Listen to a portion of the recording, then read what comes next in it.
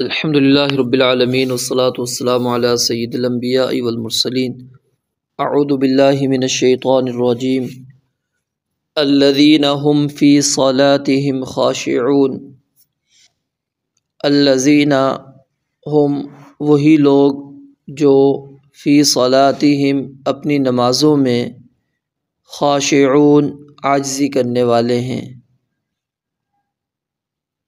اللہ تعالیٰ نے پچھلی آیت کے اندر یہ بات بیان فرمائی تھی کہ مومن کامیاب ہو گئے۔ اب مومن کون سے کامیاب ہو گئے، ان کی صفات ان آیات کے اندر آگے آئیں گی۔ پہلی صفت کیا ہے؟ الذین هم فی صلاتهم خاشعون، کہ جو اپنی نماز کے اندر عاجزی کرنے والے ہیں وہ کامیاب ہو گئے۔ اس آیت کی تفسیر کے اندر عبداللہ ابن عباس رضی اللہ تعالی عنہما سے جو حسن سند کے ساتھ امام طبری رحمہ اللہ نے بات نقل کی ہے وہ یہ ہے کہ خاشعون کا معنی خائفون ساکنون، یعنی خوف کی حالت ہونی چاہیے اور سکون ہونا چاہیے نماز کے اندر۔ وہ لوگ جو اپنی نماز میں ڈرنے والے ہیں، خائف۔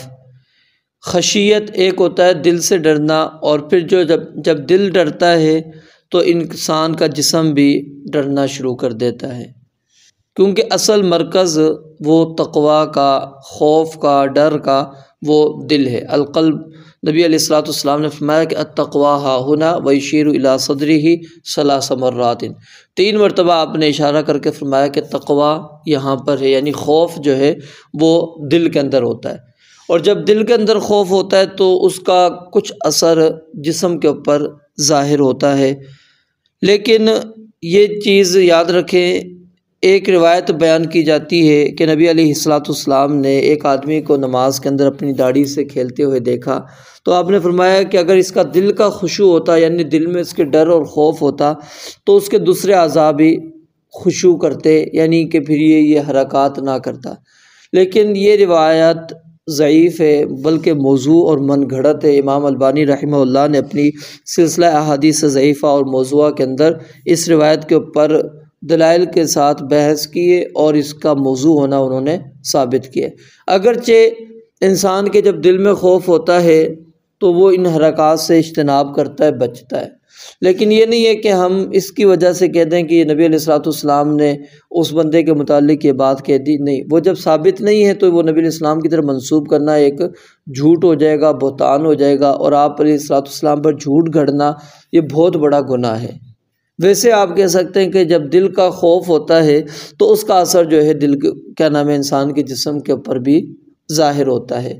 تو اصل جو ہے ڈر اور خوف وہ یہی ہے۔ پھر اس کے اندر علماء نے کئی وضاحتیں کی ہیں اور واقعات بھی نقل کیے ہیں۔ خاص طور پر ایک کتاب ہے شیخ ارشاد الحق اثری حفظہ اللہ کی، فلاح کی راہیں، وہ انہی آیات کی تفسیر کے متعلق ہے، تقریباً اتنی موٹی وہ کتاب ہے۔ اس کے اندر انہوں نے کافی لمبی تفسیر اس کی بیان کی، اور پھر واقعات وغیرہ لے کر آئے ہیں علماء کے کہ وہ کس طرح نماز پڑھا کرتے تھے، ان کی کیفیتیں کیا ہوا کرتی تھی۔ تو وہ تفصیل آپ پڑھنا چاہتے ہیں تو اس کتاب کے اندر بھی آپ مطالعہ کر سکتے ہیں۔ تو ایک تو ترجمہ یہ ہے کہ وہ خوف ہوتا ہے، خائفون، کہ وہ ڈرنے والے ہیں، اور دوسری تفسیر ہے ساکنون، کہ وہ سکون کے ساتھ رہتے ہیں۔ سکون کے ساتھ رہنا یعنی ان نماز کے اندر فضول کوئی حرکت نہیں کرنی چاہیے، ہاں ضرورت پڑ جائے تو وہ جائز ہے۔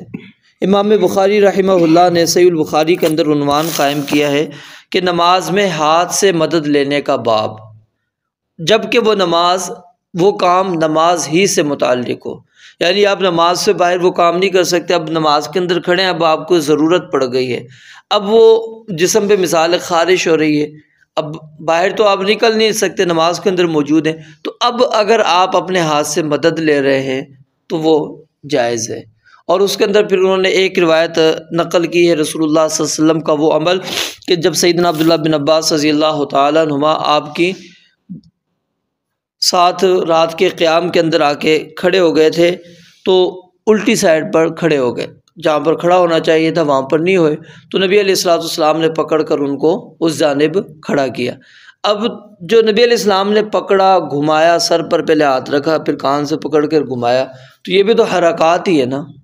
تو یعنی اب وہ اس کے بغیر ضرورت، اب اس کے بغیر آپ رہ نہیں سکتے تھے، نماز کے اندر یہ آپ کی ضرورت تھی، آپ اصلاح کر رہے تھے کہ اس کی درستگی کر رہے تھے۔ جب تک آپ اپنی نماز مکمل کرتے وہ پھر غلط ہی رہتا، تو اب یہ ضرورت تھی تو آپ اپنے ہاتھ سے مدد آپ نے لے لی۔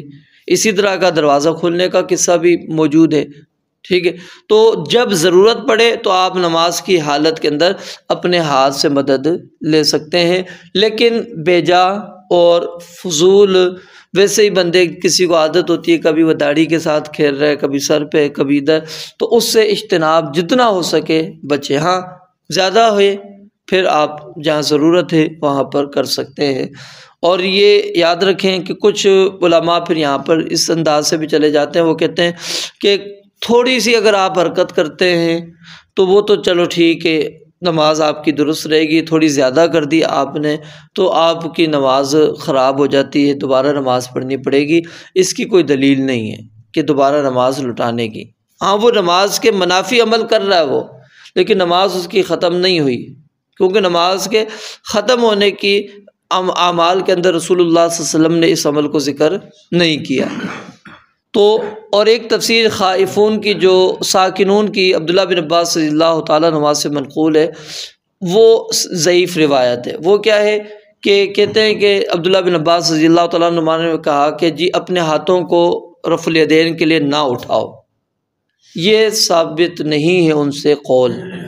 صرف یہی بات جو یعنی خاشعون کی تفسیر انہوں نے خائفون اور ساکنون کے ساتھ کی ہے، یہ بھی حسن ہے، صحیح نہیں ہے، حسن روایت کے ساتھ ثابت ہے۔ وہ تو جو ہے وہ ضعیف روایت ہے۔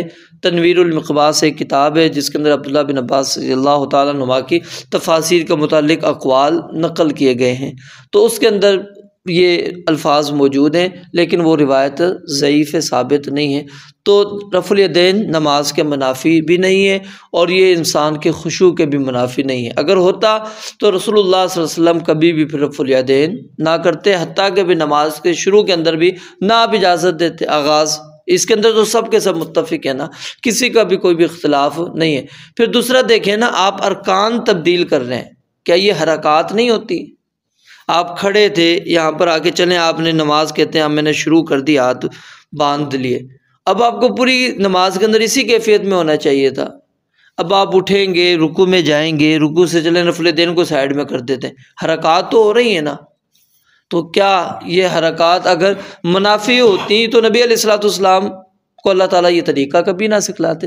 تو جس طرح ہم رکوع کو کہتے ہیں جی وہ حرکت کے منافی نہیں، سجدے کو کہتے نہیں ہے، تو اسی انداز سے یاد رکھیں یہ رفع الیدین بھی حرکت ایسی نہیں ہے کہ جو نماز کے منافی ہو، بلکہ نماز کا حصہ ہے، اور نبی علیہ الصلوۃ والسلام کی یہ سنت رہی ہے۔ آپ علیہ الصلوۃ والسلام نے اس کے اوپر ہمیشگی کی ہے، اس کا منسوخ ہونا ثابت نہیں ہے، تو اس لیے اس سنت کو ہمیں اپنانا چاہیے۔ اور یہ عبداللہ بن عباس رضی اللہ تعالیٰ عنہ کی طرف منسوب کر لینا کہ انہوں نے اس سے مراد یہ لیا ہے کہ جو اپنی نماز میں خشوع کرتے ہیں یعنی وہ رفع الیدین نہیں کرتے، یہ تفسیر ان سے ثابت نہیں ہے۔ رب العالمین سے دعا ہے اللہ تعالیٰ سمجھنے عمل کرنے کی توفیق عطا فرمائے۔ وآخر دعوانا الحمد للہ رب العالمین۔